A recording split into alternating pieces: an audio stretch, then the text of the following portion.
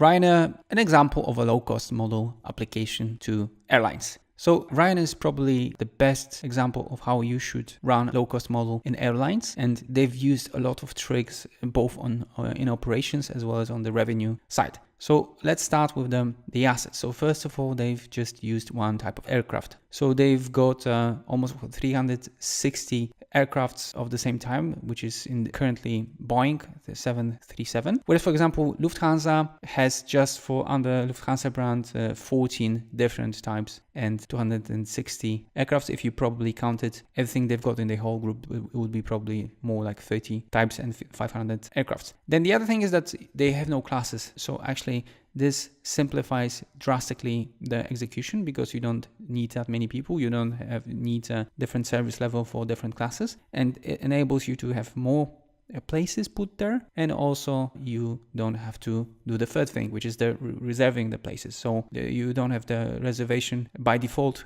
here, so you basically pick whatever place you want. So again, you are shortening the time of loading and uploading people in the car. As we mentioned, those things lead also to having more spaces or seats in the plane. So just a quick comparison. So they have almost 190 places, seats in the plane, Boeing 737, whereas traditional carrier would have around 140 something, 150. So I have like 40 seats more, so it's almost 30% more.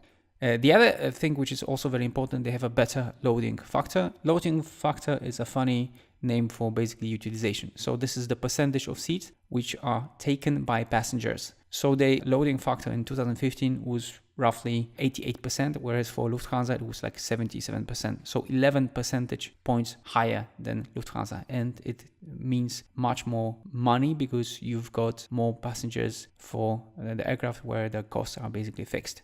They also are very, let's say, innovative when it comes to the design of the connection. So most of the carriers, they work hub and spoke. So there is a hub, and then you've got the places which are called spokes. So if you want to go from point A to B, you usually don't go from A to B directly, but you have to go through the hub. Obviously, if it's a little bit longer route. Ryanair has no hub, so they basically do just point to point. So they find two places and check whether it makes sense to have a connection, the flight there, and then they establish. And if the economic rationale is not there, they just quickly cancel the flight or quickly cancel the whole connection. So this is also very easy to manage. With the hub and spoke model, you have to look at also at connections. So it's not so easy to manage the whole connections in the whole company. The other thing is that they use a lot of regional airports. So it's first of all cheaper, faster, and also they get some money from them.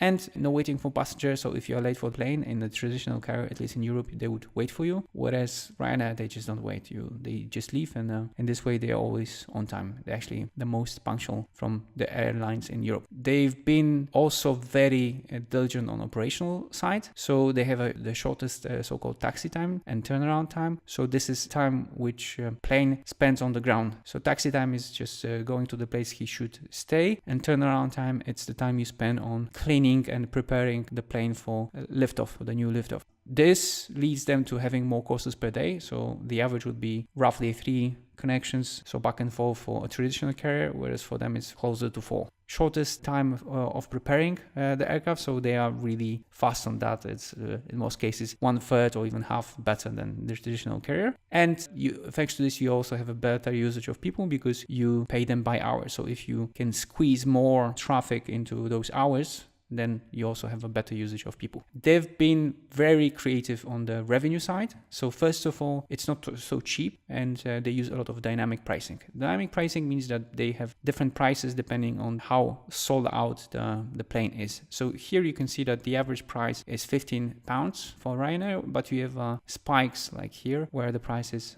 much higher. So here is almost £200. So actually it doesn't have to be low price, to be honest. Then unbundling means that you don't get all the services together and sell them together, but you say, okay, you can buy the basic service, which is traveling, but everything on top of that, you have to pay separately. So if you want food and water on the plane, you have to pay for it separately. If you want to have a specific place, you have to pay for it separately. If you want to have a luggage, then you have to pay for it separately. And this actually leads us to the third thing which is actually charging for everything. So they literally charge you for everything. Everything there is boils down to money. They have been also very creative when it comes to revenue streams. So they get money from additional services. They get money from regional airports for flying there and promoting them. They get money from livery, so the color or whatever it's on the plane. They get money from the ads they put in the plane on the web page. They get money also from all the reservation done of cars and hotels through their site, because they also offer this. But actually the biggest money they make on